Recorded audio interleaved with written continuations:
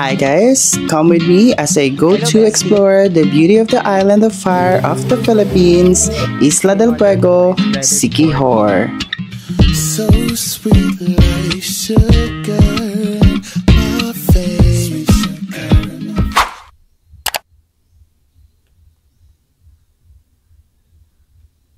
So hello mga be! Yes! I'm back again with another travel vlog and it's our part 3 here in Siquijor. Guys, it's currently... Wait lang. Anong oras na ba? 7:22 in the morning. Yes na yes for you. Pero bago natin ituloy itong video na to guys, dapat nakasubscribe kayo at i-like nyo at mag-comment kayo dito guys sa video na to if ever man na may gusto kayong i-comment, no? Okay, ilalagay ko din dito guys yung aking mga social media accounts and make sure to follow me, okay? Okay guys, in this video, ipapakita ko sa inyo yung chill day namin sa Siquijor dito, which is ito na rin yung last day namin dito sa Siquijor. Ipapakita ko kung saan kami pupunta ngayong araw, kung ano ba yung mga magagawa namin sa chill day since tapos na namin yung mga tours at napunta na namin yung mga tourist destination dito sa Siquijor. So right now, I'm having my coffee dito sa hotel and then itong pan de Bisaya which is yung tinatawag nilang bukayo. May bukayo sa loob. Apakasarap. Binili namin to kahapon during the tour sa may malapit sa may Tulapos. Ang sarap niya be, as in. Tapos ang sarap niya isaw-saw sa kape. Alam mo ba yun? Ito, tignan mo. Harap. Alam mo, hindi masyadong matamis yung bukayo. Kasi yung mga bukayo na matamis. Ito talagang sarap. Sobrang sarap. So, since last day namin dito sa Siquijor, guys, maglilipat na rin kami ng gamit mamayang gabi. Pagkatapos namin gumala. Di ko alam kung saan kami pupunta. Pero I think pupunta kami ng Runic later. Guys, ipapakita ko sa inyo yung Runic later. Sana maaraw pag pumunta kami ng Runic. Kasi gusto namin ng maganda at may sunset dun sa Runic. At sayang naman yung outfit namin, di ba? So, yun nga pala. Nag-rent kami dito sa Tahanan Resort ng tawag dito, ng motor. Which is, meron naman silang rental ng motor. Meron dito sa Siquijor, nagre-range ng 350 to 500 pesos. In our case, dito sa Tahanan Resort, mabait kasi yung front desk at saka lagi sila nagpapahiram. Talaga. Ang nirate sa amin is 400 pesos a day. Pero may makikita pa kayo mas mura na prices dito sa Siquijor. Maghahanap lang talaga kayo. Okay? Ano pa ba? Then later pala is guys, sasabihin ko sa inyo kung ano yung mga nangyari or yung mga comments ko about Siquijor. Pag during ditong last tong video na to, okay? Yun lang naman ang ganap ko sa inyo. Pero ngayon pa lang sinasabi ko sa inyo guys, pumunta kayo dito ng Siquijor kasi sulit.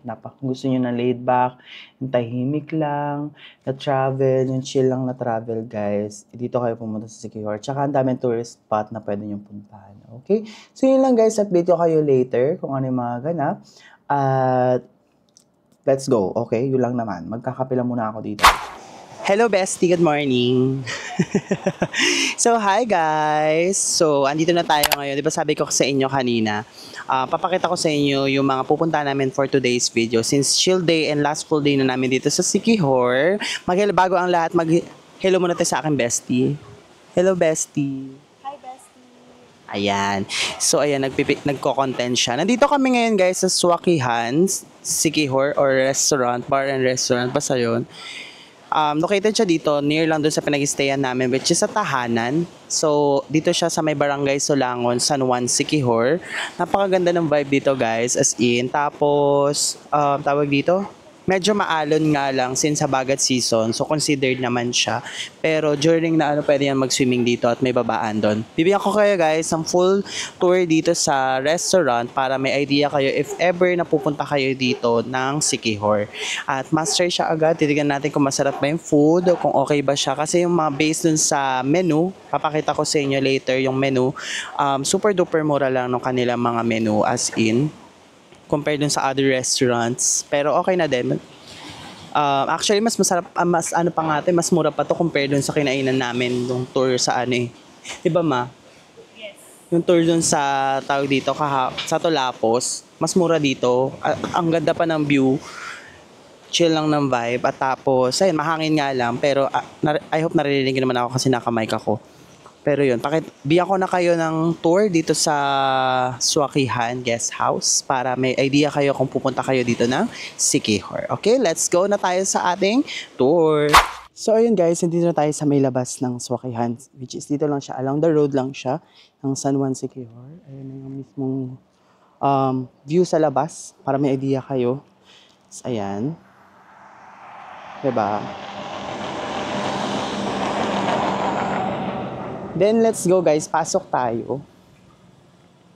So, dito pag guess ka dito. Ito pasok mo. At guys, pagpasok mo pa lang, super duper ganda na agad ng makikita ninyo, which is ito. Aray. Yan, may mga ganyan siya, oh. Ganyan yung pagpasok nyo, guys. Diba super duper ganda? Pakita ko sa inyo, ha.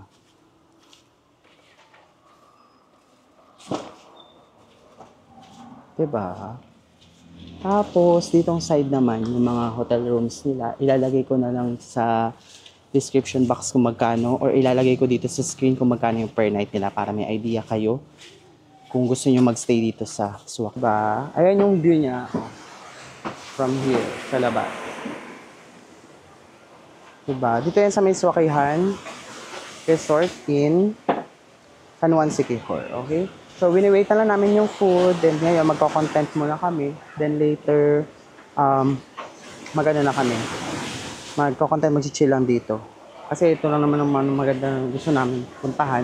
And then, later, pupunta na kami ng Runic, which is doon ako excited sa Runic. Okay? So, kain muna tayo, guys. And then, later, update ko kayo kung ano mga next ganap namin. Okay? So, ito yung menu nila. Yan, post nyo na lang mga be. Okay.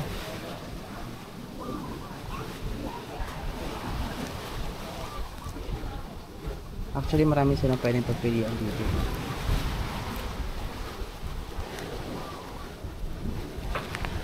And may coffee din sila. Tapos na. Ganda ko. Ano sabi mo? Ganda ko. Tingin o tingin. No. Nasama ko na sa vlog. Ano sabi niya? Ang ganda ko. Totoo naman, di ba? Hello. True, hello. So, lalagay ko Instagram niya, guys. Dapat Shopee lang. Shop. Shopee TikTok shop. Shop. Tsaka, uy! Ibiblip ko na lang yun. Or subscribe kayo sa Telegram ko mga Yes. sis, para meron akong Uy! Ayan ang ate ko. Busy siya mag-content. Okay, ma'am. Thank you po. Thank you po sa pag-ano, ma'am. Hi kayo sa vlog. Thank you po. Sila yung mga staff dito sa Swakihan Guest House dito sa Siquijor. Tingnan naman mga bare minimum lang to sa amin, be. Bare minimum na to sa akin. Yung pinaglagyan kami ng foam dito, mga be. Super duper sweet, diba? Kasi dito nga kami mag-chill. Super duper ganda lang. Okay guys, pakita ko na sa inyo kasi meron kami mango shake. Yan. Diba? Boom. Feeling ko masarap at creamy. Yung mango shake. Okay. So guys, nandito na yung mga in-order namin dito sa Swakihan Guest House. Pakita ko na sa inyo yung mga price at saka yung in-order namin. Pero sasabihin ko na rin sa inyo yung price para may idea kayo. Okay? Ito na yung mga food. Wait lang. So guys, nandito na yung food namin. So in-order po is breaded pork hinimi, rice bowl, pancit gisado, bihon, french fries for my bestie, and then, anong order niya? Shrimp tempura. Yan yung order niya. Diba bestie? yes, bestie kong mahal. Pero feeling ko parang masarap siya. No? Parang ito o giving. Yan. So let's go, kain na tayo mga beshi.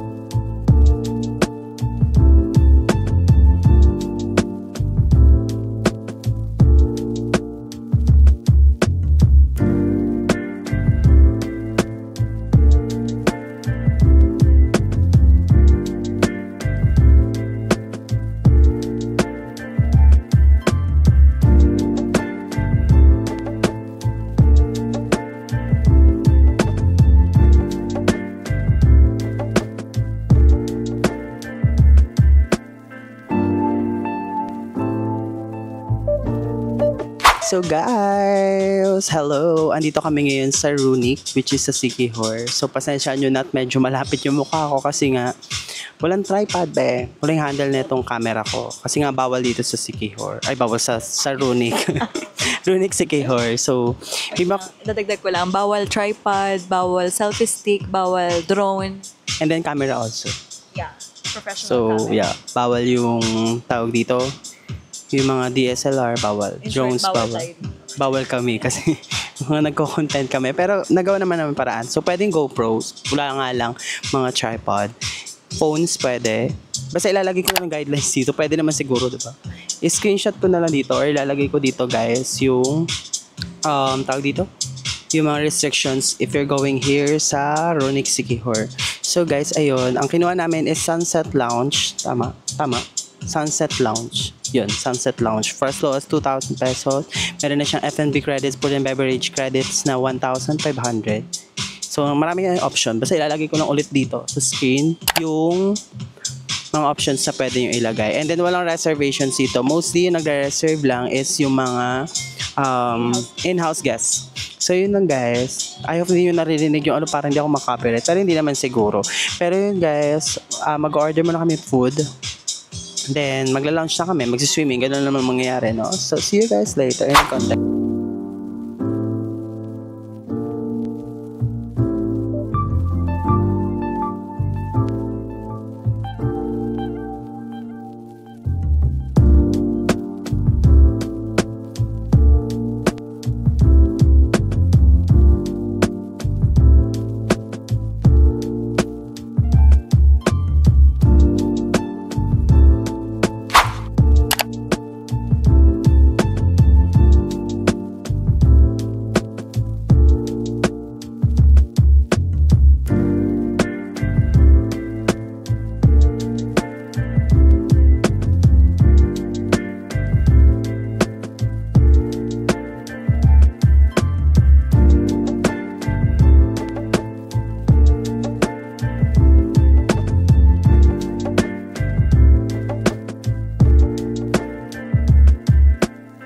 Good morning, guys. Good morning, bestie. Good morning. So, it's our last day here in Siquijor. Mamaya uwi na rin kami.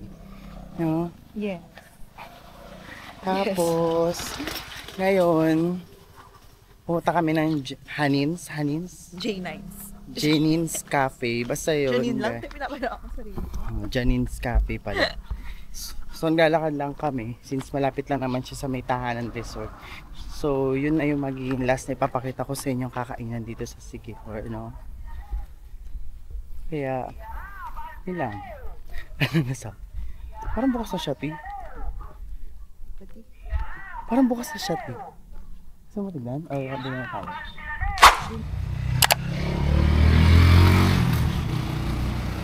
Sa Chinese.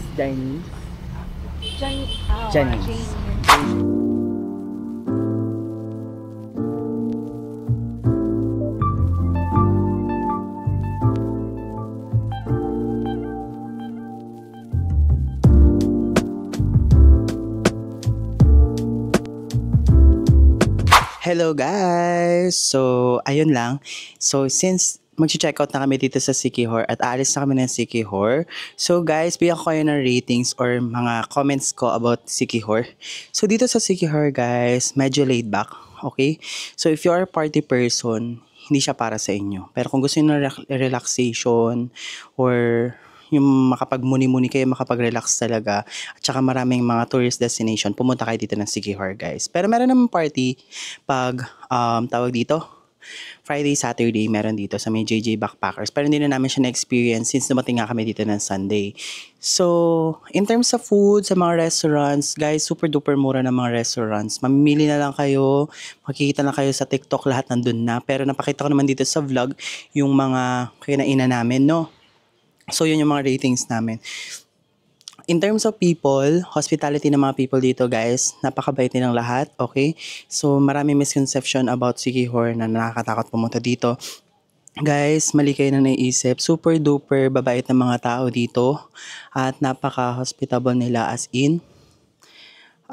Tapos marami silang mga tao dito, marami silang mga Basta mababait talagang mga tao dito guys. Walang halong biro. Yung mga sinasabi niyo na nakakatakot pumunta ng Siquijor kasi nga yung mga tao, no, mali kayo dun guys. Kasi nga lahat ng tao dito mababait at super duper malaga sila sa mga guests nila. Lalo na dito sa resort namin which is yung Tahanan Resort. Okay, in terms of accommodation naman, next natin, sa accommodation dito sa Siquijor, mura siya compared to other destination here in the Philippines. Siguro gawa na rin ng hindi pa siya masyado na hype sa TikTok or sa social media. Pero maganda na rin yun na hindi pa siya masyado na hype kasi nga super reserved nitong itong island na to. At tawag dito, na konti lang yung mga tourists, mostly westerns, mga pumupunta dito. Napakaganda dito sa Siquijor guys, lalo na yung mga beach nila. Although hindi namin masyadong nakapag-swimming kasi nga habagat season dito.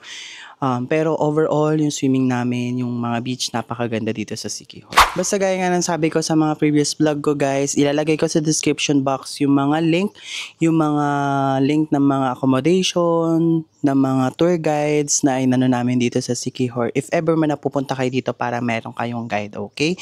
Hindi ko yung makakalimutan na ilagay dyan sa description box. So make sure na i-check ninyo kung gusto niyo magstay dito sa Tahanan Beach Resort or dito sa mismong resort namin, okay? Tapos, tawag dito, yun lang naman yung vlog ko, no? So that's it for my vlog, as in, super duper na enjoy ko yung Siquijor trip, as in, siguro kung tatanungin niyo ako kung babalik ba ako or hindi, babalik ako dito sa Siquijor guys. Babalik ako dito ng maraming beses kasi super duper relax talaga dito at recommended kung pumunta kayo dito sa Siquijor guys. As in, walang halong biro, lahat ng mag-enjoy kayo dito kasi super duper relax talaga. At pwede siya pang family, friends, magjowa, pwede lahat, basta pwede sa lahat siya guys, okay? So yun lang guys, that's it for my vlog, Siquijor vlog. Sana na-enjoy nyo yung 3 parts ba or 2 parts, basta yun, enjoy nyo yung parts na aking vlog. If hindi pa kayo nakasubscribe guys sa aking YouTube channel, mag-subscribe kayo and make sure to follow me on all my social media account. Ilalagay ko yan dito sa screen, basta dito, banda. Okay? So, see you guys on my next vlog. Bye!